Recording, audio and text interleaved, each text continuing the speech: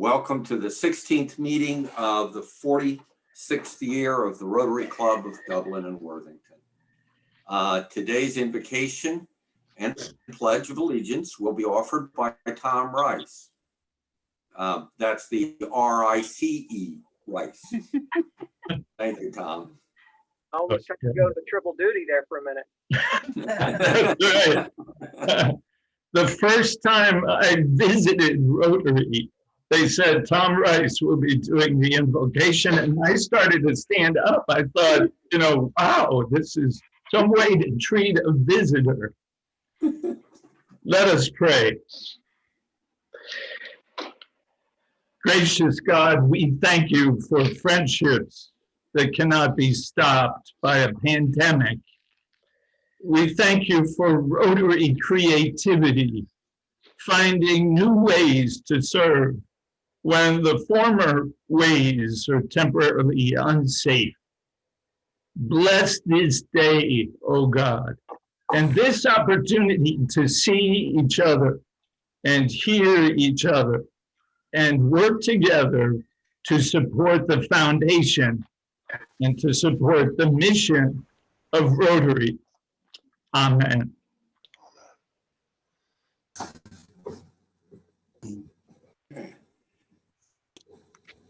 Hold on, technical difficulties. Okay, there we go. I pledge allegiance to the flag Flag. of the United States of America and to the republic for which it stands, one nation, under God, indivisible, with liberty and justice for all.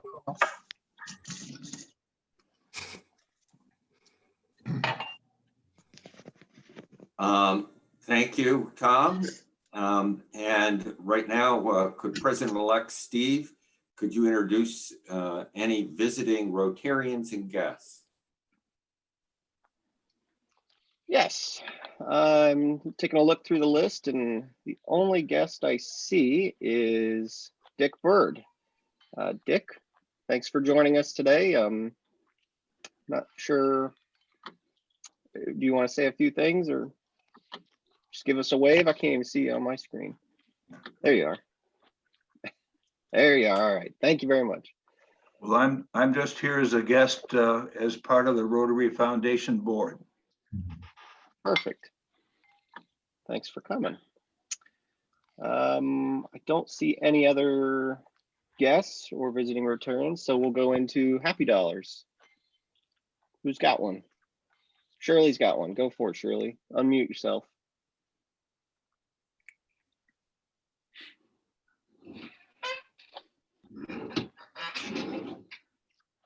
I'm very happy that my sister is recovering from the COVID. It was a tough battle. It was touch and go there for a while, but she has turned the corner, and we are all so happy and blessed that she's feeling better, and I'm happy about that. Yeah, no kidding. That's a great thing to be happy about. That's true. Great. Anybody else?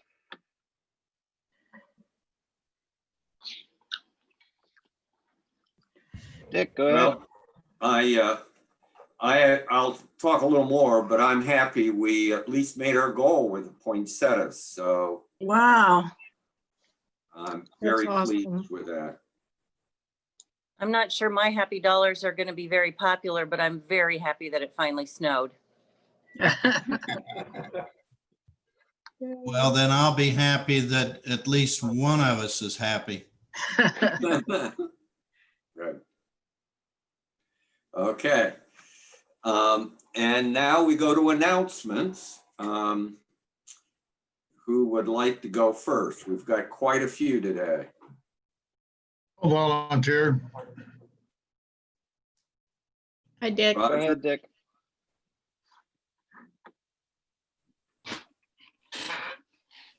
Yeah. Okay, I'll start with a poinsettia announcement. Number one, we did meet goal. We sold 524 plants. Top salespersons are Teresa Russell at 60. Wow. Nicolula at 56. Darnell Perkins at 34. Haroli at 30. Tom Rice with the EI at 21 and Moulton at 20. So we sold 524, made goal. Thank you all.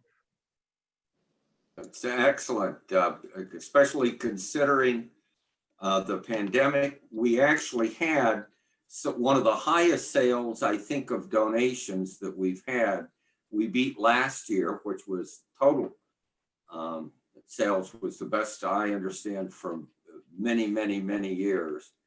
But a lot of folks who couldn't get out and sold still donated plants. So I certainly appreciate also everybody's hard work on this one. Pickup will be a week from today, throughout the day at Steve Perley's office. We'll deliver to your car to keep it safe. We still need, and is Christy on? No, she's not. We still need volunteers to sign up. So please email Christy Bruffy. She'll be sending out another email today or tomorrow for volunteers. We need 2 to 3 people for each shift. So please do sign up. I have an announcement. Go ahead. Okay, I'd like to thank everyone who's donated to the auction so far. Paula Moulton was gracious enough to extend it to Thursday. So if you have anything I could pick up, we still do need donations. One thing you're going to be able to bid on is a half a quart of firewood. And guess who donated that? George Norris and Sue Cody. So that'll be on there. And a lot of gift cards and things like that. But we could use some more things. They're safe at the auction house. Paula keeps them on her desk, and she's going to start to do the write-up about the whole auction on after Thursday. But I'd be glad to pick them up if you would have anything you'd like to donate. And thanks everyone so far who have donated. I appreciate it. Okay. Any other announcements? Oh, Peggy, it looks like you are trying to make an announcement. Why don't you unmute? Yeah, that's my tree. Can you hear me? Yeah. Okay. Okay. I just wanted to thank everybody that's given to date for our Christmas adoption of children for Christmas. We still have a few days left if you haven't donated and you'd like to donate. Friday's the last day for that, but it looks like we're going to be able to have a wonderful, wonderful Christmas for those children. And it wouldn't have happened without the members and the board. And I appreciate it so, so much.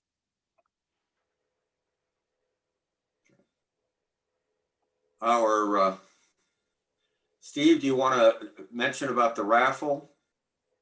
Yes, we are holding an illegal raffle that I encourage everybody to participate in. I'm going to share a link in the chat. I think as currently we stand at $1,135, which I think is a pretty significant jump from last year, and we've got 15 days left. So I'm really hoping to see that number go higher. Yeah, it's going to be great. Thanks. Now that you characterize it as illegal, it makes it more attractive, I think. Right. There's a sense of danger there.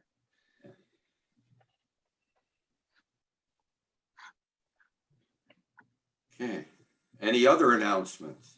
Of course, it wouldn't be illegal if the winner just donates it all to the good cause of DR scholarships, because then it's just a straight out donation. So, just saying. I encourage that in the raffle. You know, when you look at the prize, it says, please, basically donate it back. Okay, any other announcements? So today, as with many meetings, we are in for a treat because it's presented by our own club members, and our club members often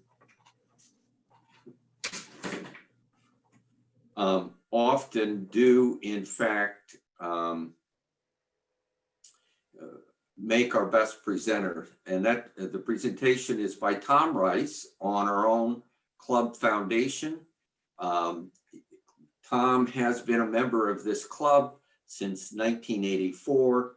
He was president in 1994, and he also, well, he was a member at 1985, and then in 1999, he became Rotarian of the Year. He has led the foundation for about 15 years, and admirably so. So Tom, you're on, and Tom will introduce other folks that will be presenting with him. Go ahead, Tom. Thanks, Jim. Everybody hear me? First of all, I want to thank the club for their support over the many years that I've been on the foundation, and in particular this past year, where many members contributed their dues, which the club opened up to the club members to make a donation to the foundation or other facets of the Dublin Worthington Rotary Club, and we do appreciate that. That came in very handy this past year, where our cash reserves were dwindling, and we really didn't want to get into our principal. So thank you so much for all those that contribute on a quarterly basis and those that contributed their dues to the foundation. What I'd like to do is introduce the members of our board, and then I'll let Jerry give us an update on the financials, and then I'll have a few comments on some of the people that we supported this past year. John Bader, longtime foundation member. In fact, I think one of the original foundation board members. Dick Bird, who's on the Zoom meeting today. Dick is an outside individual, actually is very active in, I believe, the Worthington Train Club. I can't remember Dick, you'll have to pardon me for that. Jody Cooper, who's a member of the Dublin Schools. Jody was going to be with us and give a presentation on one of our cases that we handle, which I'll handle today, and I'll let you know why Jody is not with us today. Dan Gerard is an outside member and is part of the Worthington school system. Jerry Katz, our treasurer. Dave King, longtime foundation member. Bob Oppenheimer. Bob's an outside member. He's a former police chief in our community. Jim Farmer, Doug Southgate, our secretary. Bill Mosca is a member and a part of the Worthington school system. Connie Hendren, Alan Grossman, our one of our past presidents, and has joined the board this past year.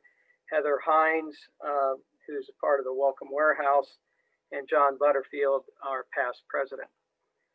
So those are our board members. I have to say it's been a little rugged with what we're all going through. We've had several meetings, not as many as we would have liked, but we've done our best in trying to get together and meet and discuss some of the cases that we've dealt with this past year. So I want to thank those board members, and again, want to thank the club. If I could now, Jerry, if you could just give us an update and a synopsis of our financials in the foundation, and then I'll close on some comments from some of the cases that we've dealt with. Jerry? Thank you.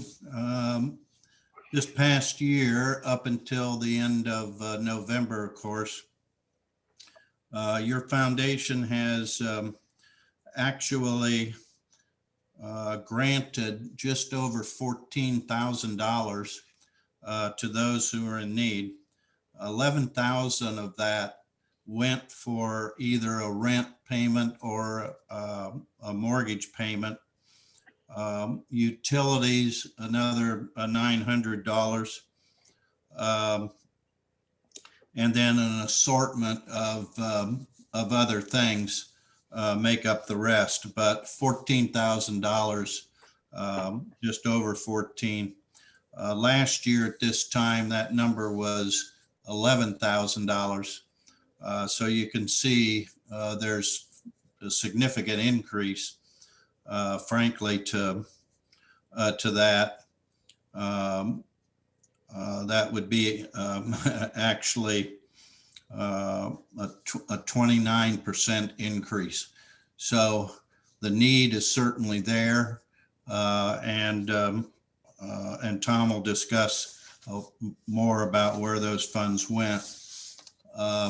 From the balance sheet, you would find that the portfolio, and I see that I don't see that Todd is with us, Todd Weithman, but Todd's our advisor on the portfolio outside of the club.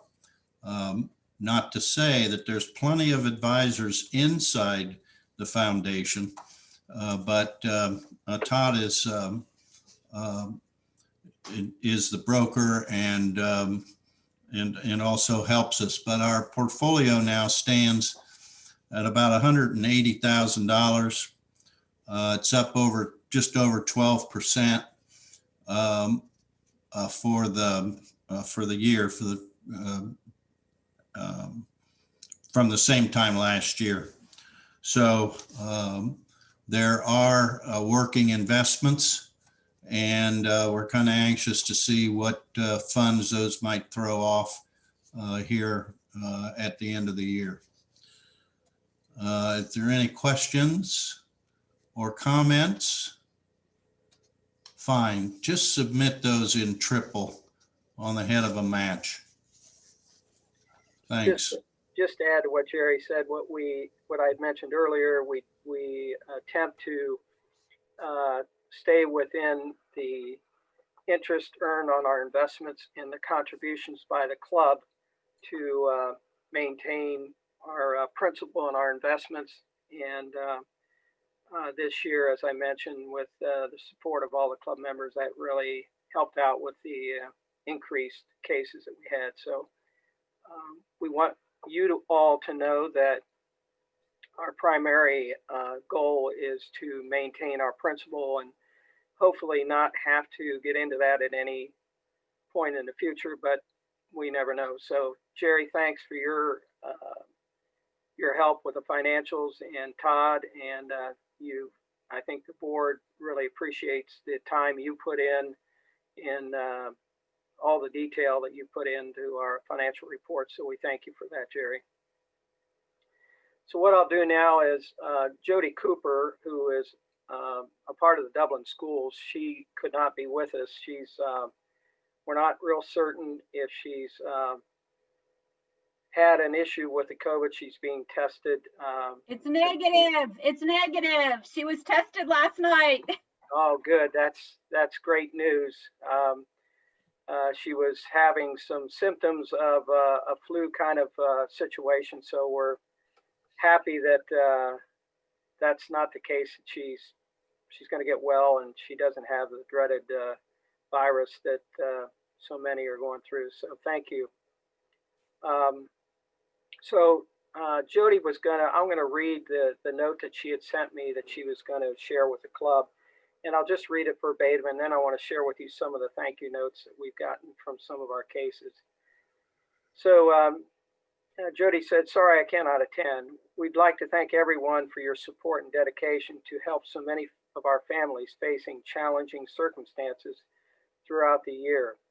And 2020 has been a year like no other, as we are all aware. While this year has been so difficult for so many families, we really tried to focus on granting requests for those who are making every effort to move forward independently during these trying times. One family we were able to have a positive impact on this year was a Dublin mom with 3 small children who found herself in an unexpected situation she never faced before. Ashley lost her job due to the pandemic and at the same time lost all child support when her ex-husband entered a treatment program. She is a hardworking mom who never imagined she'd be worried about not being able to put a roof over her children's heads. She is now back on the right track, and a lot of this is due to the Rotary assistance. And I think this is really what we're all about. And our club needs to be so proud of the fact that we've helped a family like this and many others during this time, and certainly in the past years. And we have to be proud of what your contribution makes the difference in our community, and I'm proud to be a part of the club and proud to be a part of this foundation. She closes, during these challenging times, our goal every day in the school environment is to give our students and the families hope. Thank you for helping us to achieve this goal, Jody Cooper. Jody does a great job. She brings several cases to us during the year, and quite frankly, most of our cases really come from the schools. And once in a while, we have club members bring a case to our attention, but for the most part, they come from the school system. I'd like to read just a couple of thank you notes, which I think are emblematic of the people we help, and it just shows how much they appreciate it. It says, "Dear Dublin Worthington Rotary, words cannot express how appreciative I am about your recent donation to a Dublin family in need." This is a counselor in Dublin. "Because of your kindness and generosity, this," and I won't mention their last name, "family can sleep at night knowing they are safe and cared about. I'm very confident this mom will get her footing back and on the right track. Thanks to all. It is heartwarming to know that our Dublin families are supported by your group. Thank you again." And she mentions the person's name. Here's another thank you note. "God bless you. Our family will forever be grateful to your support. We were at a very challenging time in our lives because of circumstances beyond our control, and you gave us hope. We feel we will be fine for now. Sincerely," and she mentions the family's name. So those are a couple of thank you notes. We typically get a thank you note from everyone we help, and it's just it's heartwarming to know that we can help somebody in need in a kind of a hopefully a one-time situation, get them back on track, which is part of our mission. And I just can't thank you all so much. If anybody has any questions about what we've done or what we've done over the years, I'd be happy to take any of your questions. Tom, I apologize if I missed it. How many incidents of support did we provide in the last year? I think Jerry said, what was it, Jerry, 14? Jerry? It was $14,000, right? We have $14,000. And if you give me just a little bit of time, I'll tell you how many families.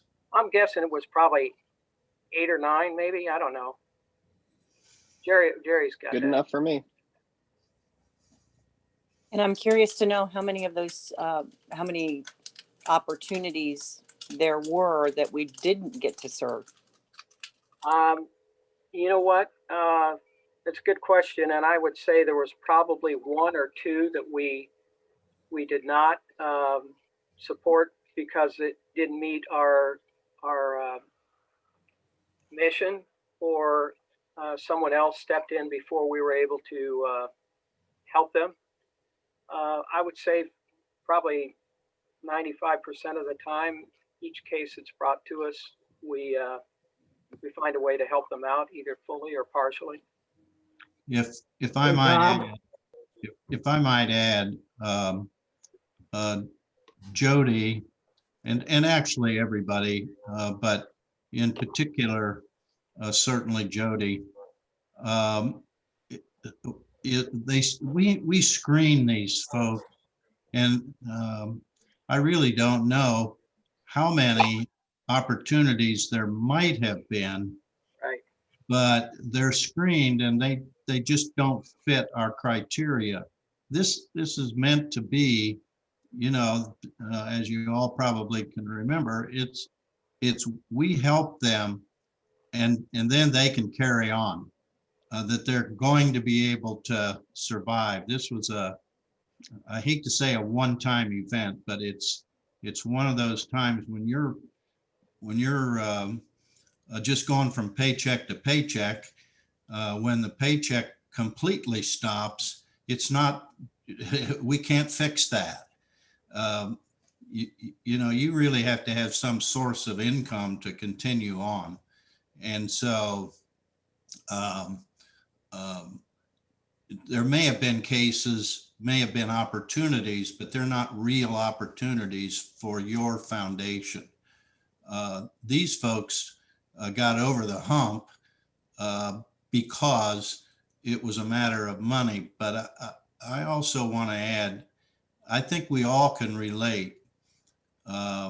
Mentally, it's a bigger challenge because when your kids are in the kitchen and there's no food and the landlord's at the door and there's no rent money, you can well imagine the mental strain, or maybe you can't really imagine the mental strain. So I think our help is as much, or maybe even more, from a mental standpoint, mentally being healthy, and in giving you then that attitude that you'll get through this, you can move forward. The world is not coming to an end. So enough said. I've taken up all the time. Any other questions from anybody else? Yes. You mentioned that several organizations got there and were able to support them, and therefore there was not a need for the foundation. Along a similar line, do you make cross referrals to other resources in the community? Yeah, we do. I'd say for the most part, as I said earlier, our cases come from the schools, the Dublin and Worthington schools districts, and those counselors have access to virtually all the organizations around the metropolitan area of Columbus, food pantries and clothing, St. Vincent de Paul, and all the organizations that have resources for those that need certain help at certain times. So most of that is probably taken care of at the initial request. But there are times when we talk about it in our meetings when a case is brought to us. Have you discussed this with another outside community support system? And if so, then we weigh that in part of our discussion and how we support that particular case.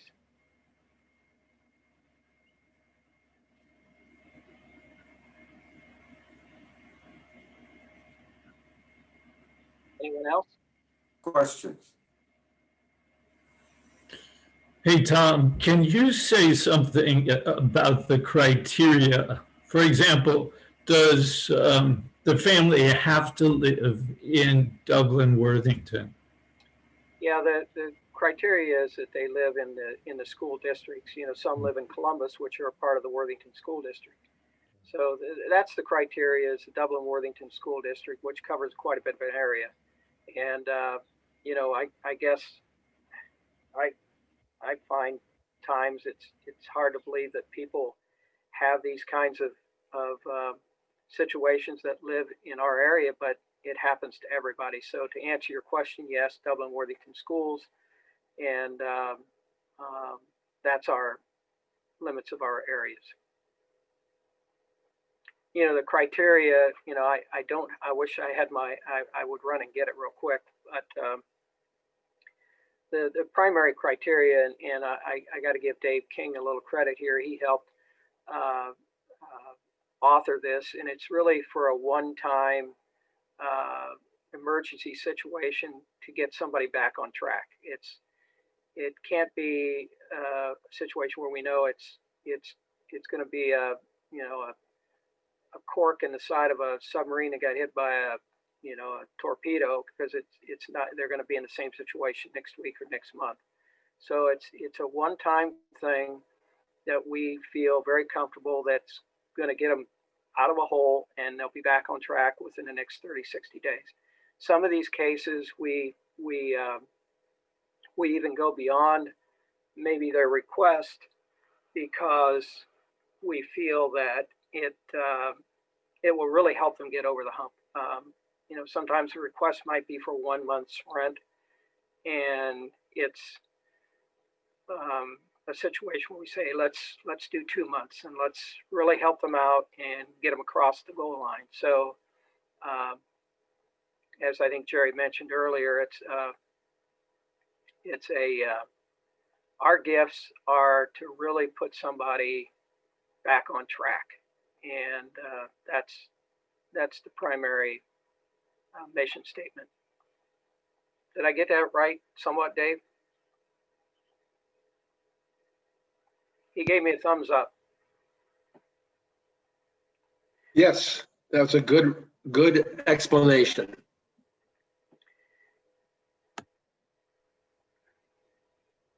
Any other questions?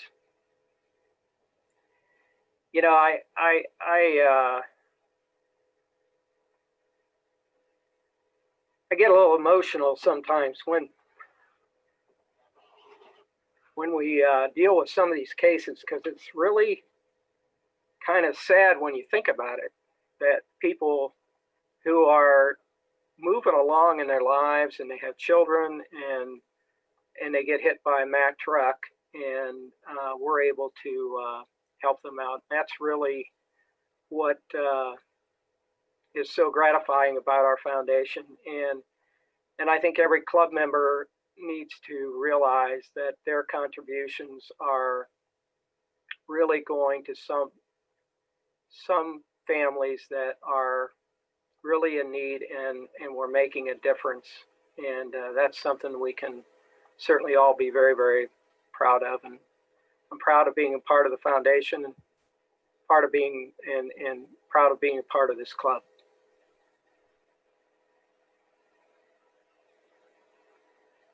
Jerry, did I hear you right in saying that the amount that we given, it was 50,000 or 15,000? I didn't quite get the total. The amount of help through this month is 14,000. Oh, 14,000. 14,000. If you'll allow me, I'd like to share I would call it one of our more unusual cases, but it really does demonstrate. And if you'll bear with me, I'll just read a part of what the request was. The recipient had a stroke and is unable to use the right side of her body and can't work due to her disability. She wears a device called a walk aid to assist her with balance and mobility. The device is worn on her right leg below the knee. Her current device is broken and worn out, and the family doesn't have the funds to purchase a new one. She tried to get a new one through Medicare. By the way, they're on Medicaid. She tried to get a new one via Medicare and private insurance, but both were denied because it was considered experimental. Your foundation funded this device to the tune of $1,500 and put this lady back to work for her to be able to support her 2 children. So that's probably a really good example of where this is a one-time deal. You know, she didn't plan on having a stroke, certainly, and we basically put her back to work, and she's going on down the road, if you will. So just one example, but I thought it was a little bit unusual. Thanks, Jerry. Yeah, Tom, I have 2 questions. Do we ever follow up with people that we've helped to make sure that they're back on the straight and narrow, or do we ever hear from them again? And then kind of unrelated, what is sort of the biggest challenge that the foundation faces? Well, to answer your first question, yes, we do. The school counselors do follow up, and they do get back to us and share the positive results of our contributions. And I'd say that happens the majority of time, and it always is a successful end to their crisis that they had gone through. What was your second question? I'm sorry, Steve. Just around if there are any challenges that the foundation faces.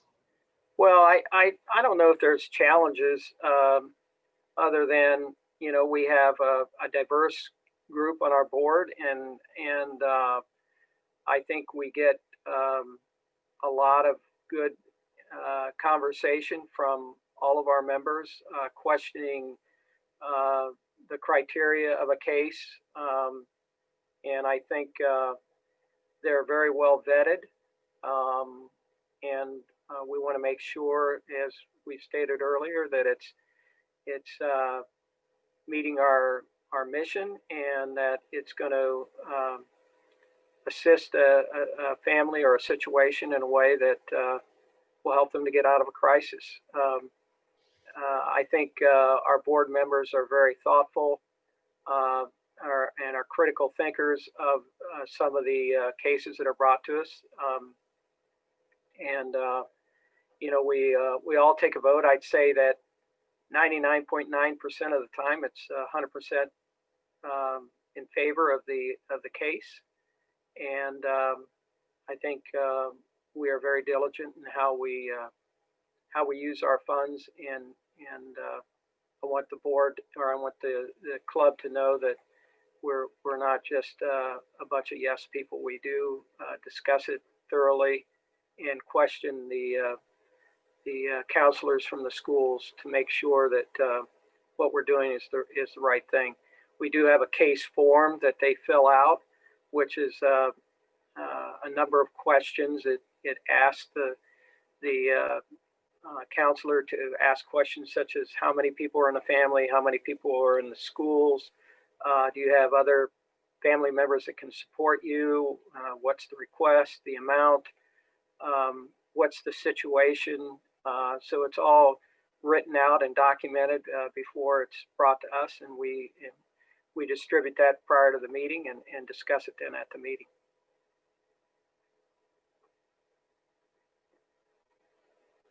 You know, Tom? Yes, sir. You might mention, you know, several people look at 14,000 a year and say, yeah, that's not much. But if you take it, since we started the foundation, we poured hundreds of thousands of dollars back into the community to help people. So if you look at the big picture, I think we have been a pretty dominating force in that category.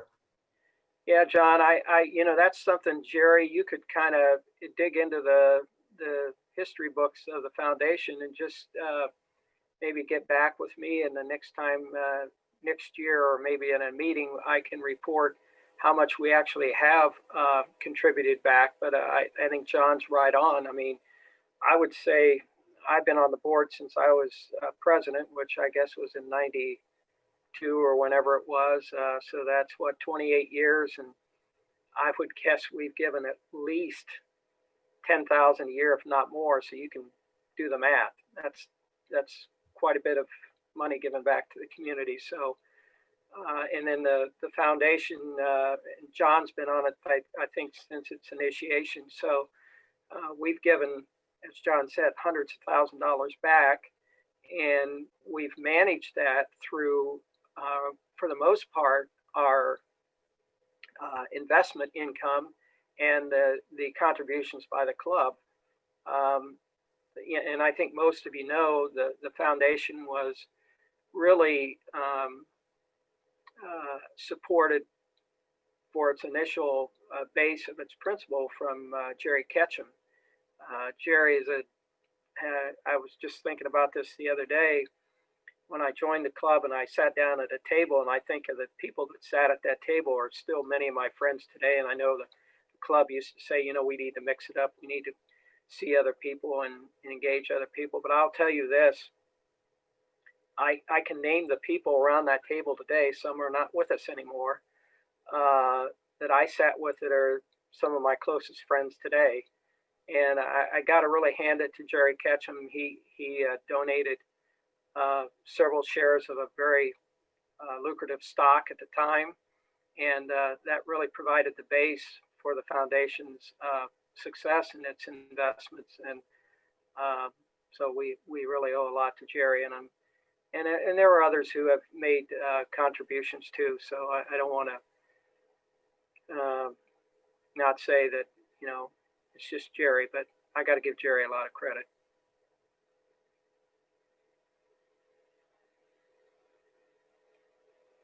You said, I think if I understood correctly, that we're participating in about 95% of the, cases that come our way.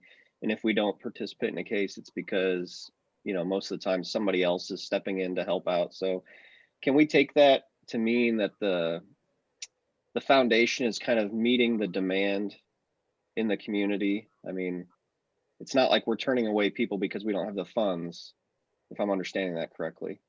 Yeah, I'd say yes. We are meeting at least what's brought in front of us. We don't turn away very many, and quite frankly, I think most of the vetting happens at the counselor level. They are really, we've trained or taught them not to bring cases in front of us that doesn't meet our criteria, and I think they do a good job of vetting those that don't meet our criteria. So I would say that those that don't meet the criteria, there are other avenues for them to pursue, and those counselors are directing them in that way. As far as our foundation, I think we're doing a great job of meeting the needs of people that are in our school districts that meet our criteria.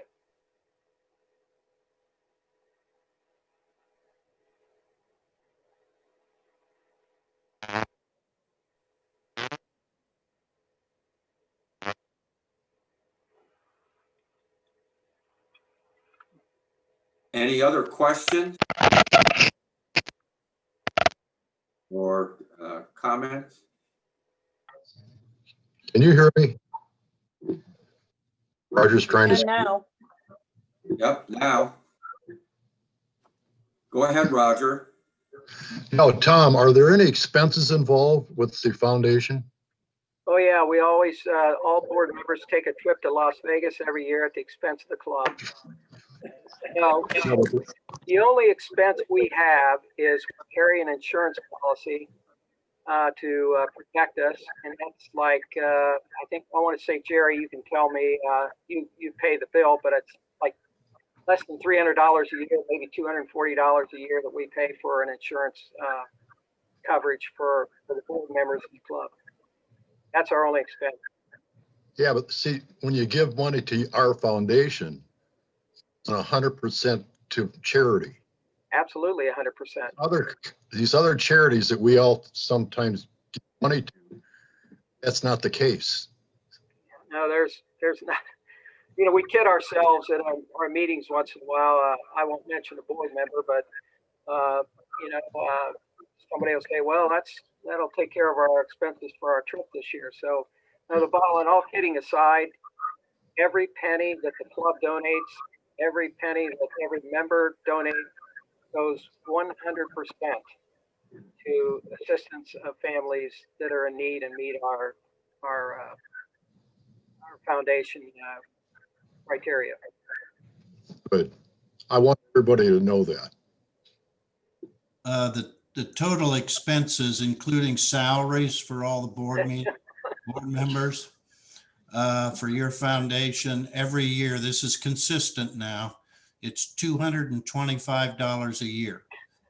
$125 for an insurance policy, so I don't walk off with the money, and $100 that the state of Ohio requires us to register.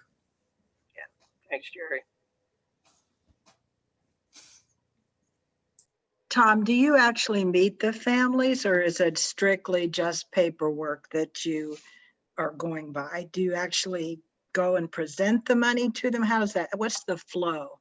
Well, I'll tell you, that's a very good question. And I have one example that I'll share with you. But before I share that with you, 99% of the time, the check is written at the meeting by Jerry and is given to the counselor. And the check is typically written directly to the rental agency or the bank or whatever the individual may have a payment to. We don't write the check to the individual so that the money for sure goes to the institution that is requiring payment. But I will say that I had one experience, and it's been years ago, where I actually delivered the check to a single mom. And I took a special present to her daughter who was there, which was, and that's been years ago, probably 15 years ago. But more recently, we had an Hispanic gal come to our club meeting, and our meetings were at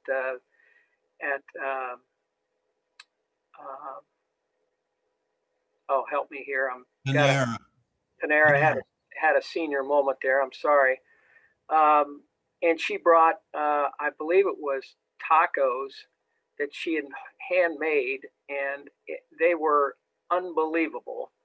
And so to answer your question, we did have one face-to-face with a family that we had helped. But for the most part, the check is delivered by the counselor to the individual, or they've shared the amount with the individual that we are taking care of their rent payment or their house payment or a medical device or whatever it might be. We've helped children with hearing problems, and we've helped people with mechanical problems on their cars where we've made direct payments, and then that information is shared directly with the person from the counselor. Can I think we should clarify, Tom, when, most of our awards are for rent, right? And the money always goes to the owner of the apartment, the landlord, if you will. There are few, I can't remember any cases of cash going to people. Sometimes we'll buy say a Kroger card, a cash card that can only be used in a store, but we're very restrictive on money going directly to the beneficiaries here. Yeah, that's cool. Thanks for the clarification there, Doug.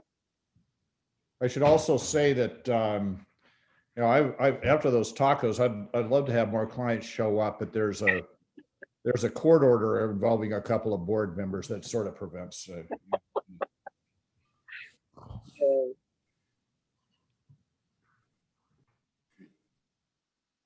Any other questions? Well, Tom, I think this conversation was one of our better about the foundation. And we got some good participation and a lot of clarity in a lot of issues. So thank you so much for your presentation, the wonderful work, and to all members of the foundation for the wonderful work you're doing. That's quite different than what other organizations do that are out there that serves a very important gap between the initial stages and the ability to put people back on their feet before the initial trigger really creates a major problem that and reduces a lot of worry and anxiety. So thank you very much, Tom, for your presentation.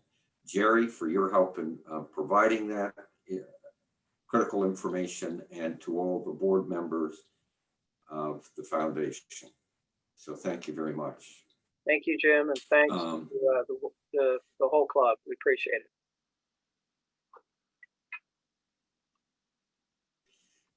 Before we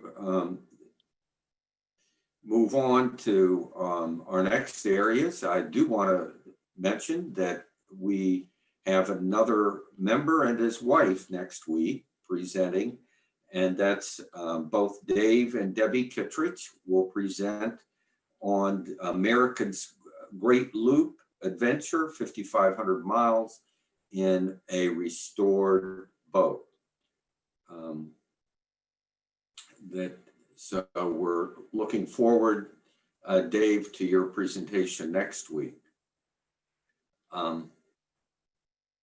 The other thing that I noticed is, let's see if she's still there.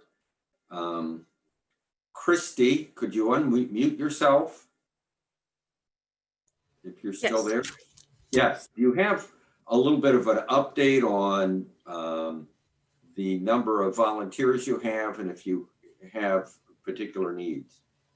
Yes, so we had planned on 4 shifts to cover the day of 10 to 5.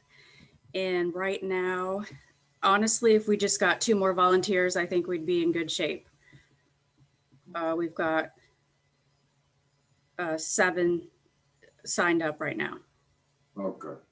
And if you could send out, you'll be sending out an email with those, who's covering what shifts and where your needs are, correct? Yes, yes. Yeah, okay, so please do respond. We do need help in the distribution a week from today that will begin at 10 o'clock for the poinsettias. So please do help us out with that. With that, I'd like to now. I have a question. Who's coordinating the truck from the poinsettia place to Steve's office? That would be Mike Moulton, and it will be approximately 3:30 on Wednesday. You having quite a few, are you interested in going to that truck or picking up on, and that would be the 8th. Yeah, I'll work with Mike on that. Okay, that'll work. Thank you. Yeah, take care. And no other questions? Thank you. So with that, we will close the meeting with the 4-way test. So if you would all repeat after me, the things that we think, say, and do. First, is it the truth? Second, is it fair to all concerned? Third, will it build goodwill and better friendships? And fourth, will it be beneficial to all concerned? So thank you again, and we're looking forward to Dave's and Debbie's presentation next week. We'll hang around on the line for a little while for any questions, thoughts, or just general discussion, but this meeting is officially adjourned.